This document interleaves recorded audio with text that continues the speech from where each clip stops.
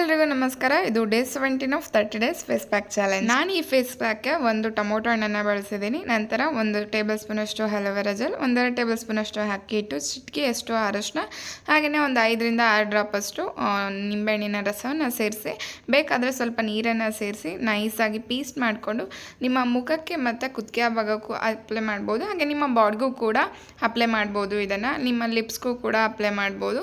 ಇದನ್ನು ಅಪ್ಲೈ ಮಾಡಿ ಒಂದು 10 ರಿಂದ 15 ನಿಮಿಷ ಬಿಟ್ಟರೆ ಸೆಮಿ ಡ್ರೈ ಆಗುತ್ತೆ. ನಂತರ ನೀವು ತಣ್ಣೀರಿಂದ ವಾಶ್ ಮಾಡಿ ಐಸ್ ಕ್ಯೂಬಿಂದ 1 ನಿಮಿಷ ಮಸಾಜ್ ಮಾಡಿ ನಂತರ ನಿಮ್ಮ ಫೇವ್ರೇಟ್ ಮಾಯ್ಶ್ಚರೈಸರ್ನ ಯೂಸ್ ಮಾಡಿ. ಟೊಮೊಟೊ ಹಣ್ಣು ಸ್ಕಿನ್ನಲ್ಲಿರುವಂಥ ಪೋರ್ಸನ್ನು ಟೈಟ್ ಮಾಡಿ ಹಾಗೆಯೇ ಆಕ್ನಿ ಅಥವಾ ಪಿಂಪಲ್ಸನ್ನು ಕೂಡ ಪ್ರಿವೆಂಟ್ ಮಾಡುತ್ತೆ.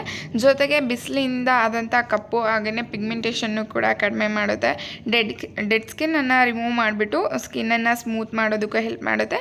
ಸ್ಕಿನ್ನನ್ನು ವೈಟ್ ಮಾಡೋದ್ರ ಜೊತೆಗೆ ಆಯಿಲಿನೆಸ್ನು ಕೂಡ ಕಡಿಮೆ ಮಾಡುತ್ತೆ. ಯೂಸ್ ಮಾಡೋದಕ್ಕೂ ಮೊದಲು ಪ್ಯಾಚ್ ಟೆಸ್ಟ್ ಮಾಡೋದನ್ನು ಮರಿಬೇಡಿ.